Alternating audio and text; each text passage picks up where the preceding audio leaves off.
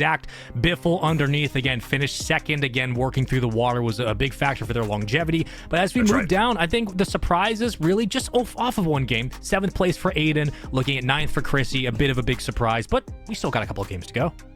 Oh, 5 games to go, right? So quite a few games to go. This is surely going to change, but big win from Team Lula, and I believe we are already into game number 2. Shout out to production, shout out to the players. I love it. Let's keep this tournament going.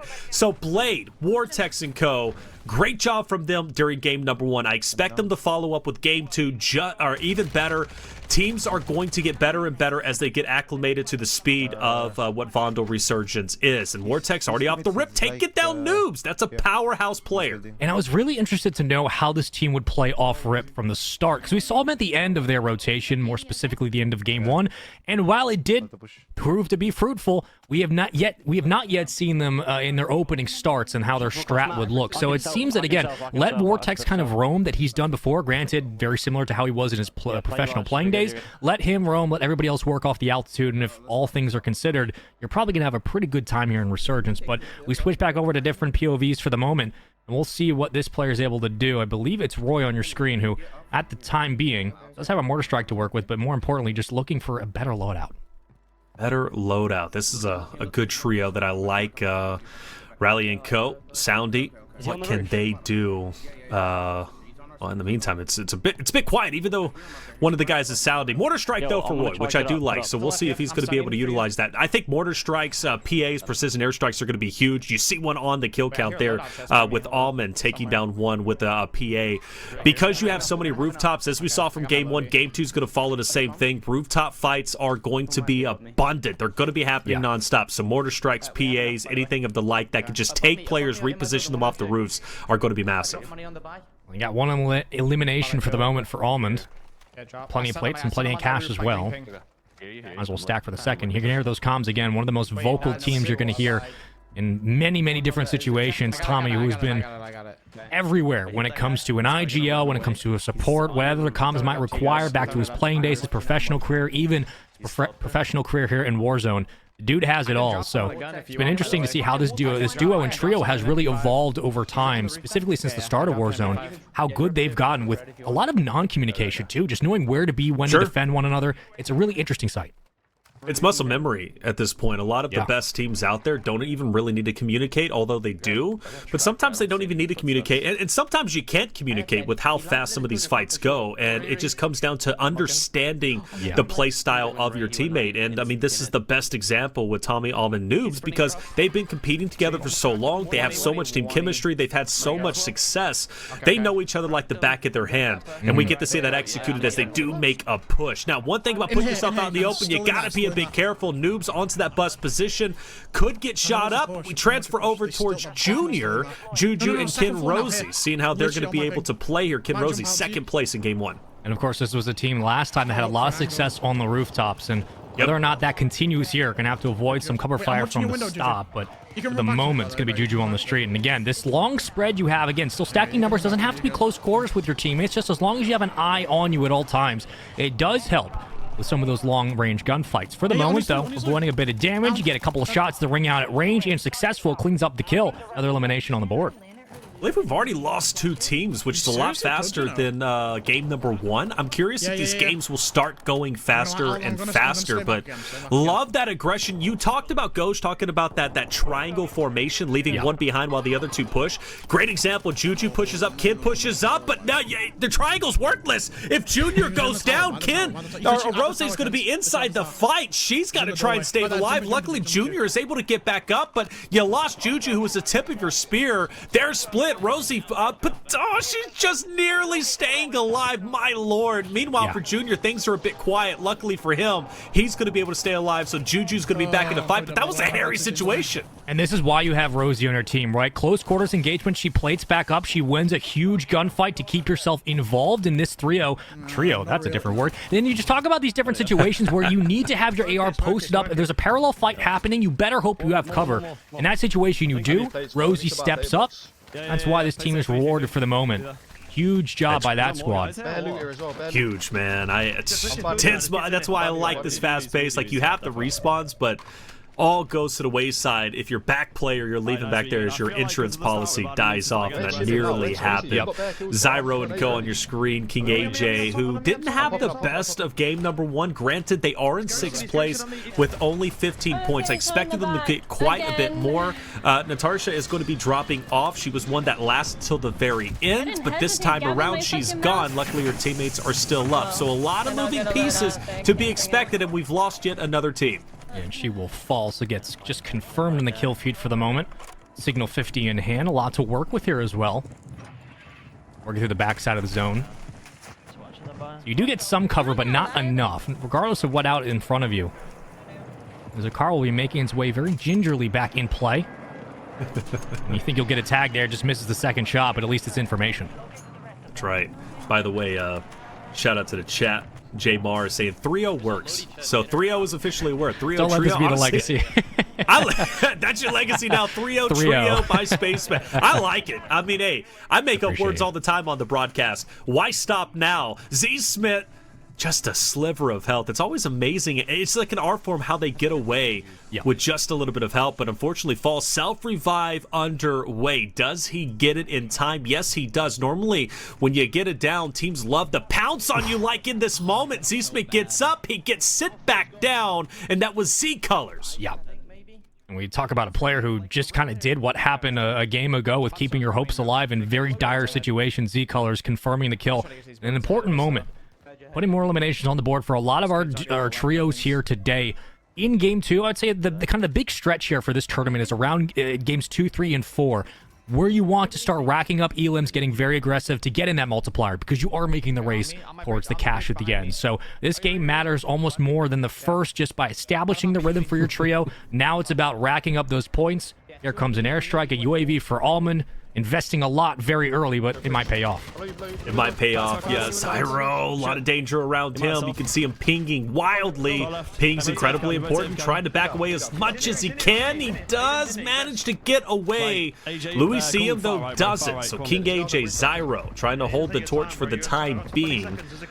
And I love, by the way, I didn't get a chance to comment on it because Zyro was just in the thick of it, but I love that Almond was on that boat. I'm curious if we see like a boat fight towards the tail end, right? Just a random ferry coming in, and it's just a fun aspect that Vondel kind of brings to the table. How scary is that going to be if it's a squad you don't want to face and they're just sitting on the ferry? Just all 3 on the ferry. What are you going to do at that point? I'm running the other way, or at least getting high ground. I'm swimming the other way. No, we're not letting Goj win. We're not letting him win with swimming the other way. That's not happening. Not until Game 4 at least, so give him some time. But if Almond is the one to roam here, and that's putting a lot of trust in Tommy, that clearly he sees something, whether or not it's his positioning or on the rooftop, that obviously at the moment we don't.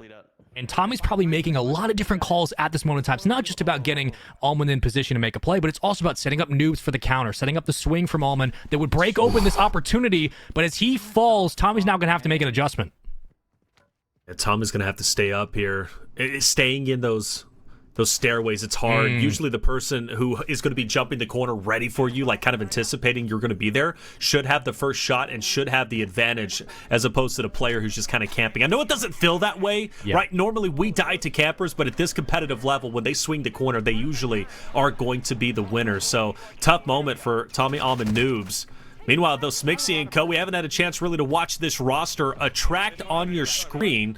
By the way, qualifying trio for global finals right here on your screen. So expect a lot from them. So far, only 1 elimination. It's been quite quiet for them. Yeah, a lot of qualifiers for our players here. A lot of those qualifying for the big event coming up, but huge congratulations again to Smixy. Her road to this point has been as tumultuous as you would expect, just from the ebb and flow of Warzone and competition. She earned her way there and the right to be there, and we give her all the props in the world. It's been really awesome to see her career continue to blossom from it, but now she finds herself in a very precarious situation as more hellfire rains from above.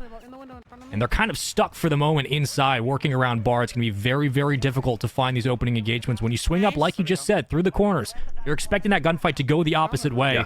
But now you can start to see the pick apart from Attract. You're crazy. You're crazy. We haven't taken the moment to actually do a listen, and I want to take this moment to do a listen because clearly there's something going on here, but I just don't see it. So maybe I can hear what's really around them. There was another one on this for sure. On me, inside. god. Inside, coming to full meet. Trey, he's first floor. He's first floor now. He's running out to the buy on the left. I wouldn't chase out. Yeah, I'm dead now. I needed it. Yeah, press it. Coming up. He's down low on the bar. Okay. You have one on your right, gas yep. as well. Huge kill. Squad on your attack map. I'm in smoke as well. Can you guys try to get to the loading, maybe? Nah, there's a full team on top of the roof. Above me. He's on the backside of my building. Gonna chase me. One's above too. Come. Let's run.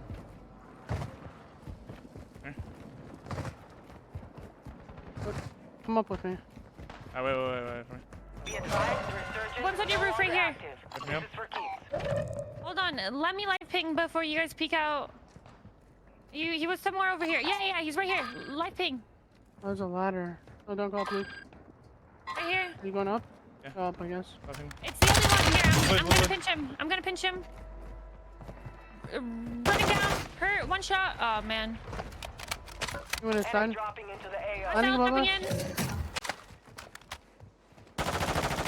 Go. Left. Behind us. No, I have stealth. Just make sure you don't push.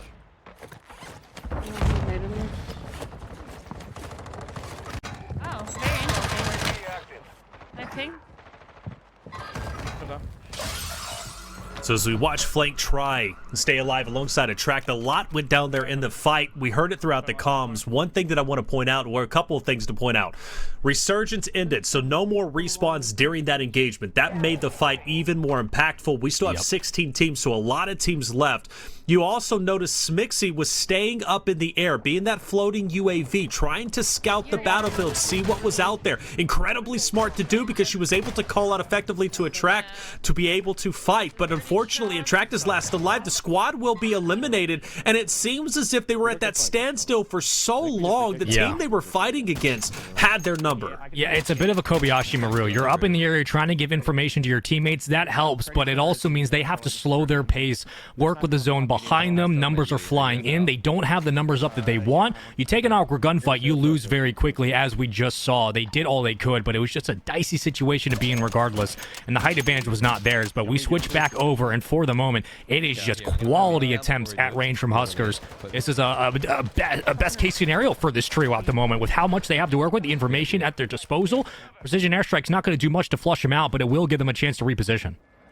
I think they do have the UAV. Huskerrs going to hold on to that for the time being. He might pop it when they have to rotate in, and they do have to rotate in space. So that's going to be something to watch out for in just a little bit. Brax able to take down Nick Cole. We do see another one fall as well. Remember, Resurgence is over. No more respawns. The only way to get your teammate back in is going to be to buy them back. And luckily, there is going to be a buy station. Curious if a trio is going to be camping that buy station if a team who lost a player is desperate enough to try and use it. Well, Reflections, I guess the question comes in is, like, do you camp it now, or you try to get in and get what you can get out? Sure.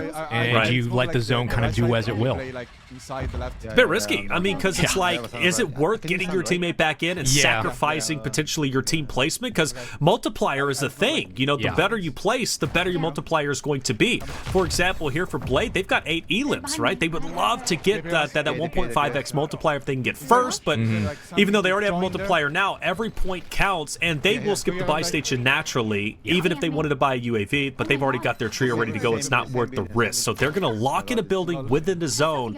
And I gotta say, it's pretty miraculous with 10 trios still alive space that they were able to find a clear room without anybody in it. It's literally timing. That's all it is. It's whether or not you get blessed by the COD gods with that, or if you make yourself a target by enacting into that buy station. For the moment, though, they make the better call. I like that decision. Play for placement at this point. You've done a pretty good job on the elimination department, so now you play for the multiplier, especially with Game 2 being as momentous as it might be. For the moment, though, again, Huskerrs not relinquishing this POV.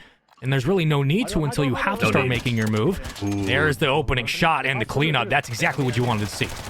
Absolutely, that's a signal. They get pressured up top. Luckily, though, keeping the head on a swivel. Going to be Saltify. Good on him for taking down one. So these guys are cruising. Honestly, my favorite to win at this point in time. You think you're going to be a floating UAV, then you start taking some signal shots. Miraculously, though, that player gets away. But for how long? One trying to take a drone up in the air. Huskerrs has his number down, and that puts him at 4 eliminations. We've got 6 squads left. Will this team win game 2? The Signal 50 in Huskerrs' hands is a walking counter UAV, but so is the water play, and the Vortex going to be in a very dangerous spot, pinging all he can. Skullface will find one, make it 2. 2 players dropping from that trio, as Blade will find the 3rd. And for the moment, you'll have enough to heal, but not enough to get out from the zone unscathed, and more shots continue, and that, of course, will end that trio's run. Unfortunately, they're gone. They'll have to come back for game number 3. Not a bad placing, though, given the fact that they were top 4. Now, we get on to Visions. Lennon is down. Visions is out in the open. Where's the Signal 50? We've been seeing that connect over and over again. Luckily, by the grace of the Warzone gods, he gets into the water, but only for some time being. Meanwhile, you got someone swimming around, taking you down. There is no safe spot. Down to 2 teams left. And the favorite to win is Huskerrs. Saltify, who was taking over that high ground, now have to find the last remaining 2 players. Saltify down. This is a big moment for this duo. They do get the revive, though. That's huge. He can work to the back of the zone. Great shots there from Huskerrs. Has the positioning. And Swifty up as a teammate just to help. Trying to dip and dive around the corner. Quick shots from Huskerrs. Are you kidding? Huskerrs, big clutch in the end to find this game. Huge clutch indeed. Positioning on the roof was everything. And Huskerrs, Dongi, Saltify will take it. 21 total eliminations. You multiply that by 1.5. That math is a little bit too difficult for me. I'll leave that up to the admins. But brother, that is a huge game to say the least, given the fact we saw Blade, Vortex, Lula. They won game number 1 with 19 kills. Now we're at 21. We're starting to get to that 30 mark that I thought we would reach. But what a game. Yeah. And now, like, Huskerrs is a guy that I would absolutely expect to win games. And he won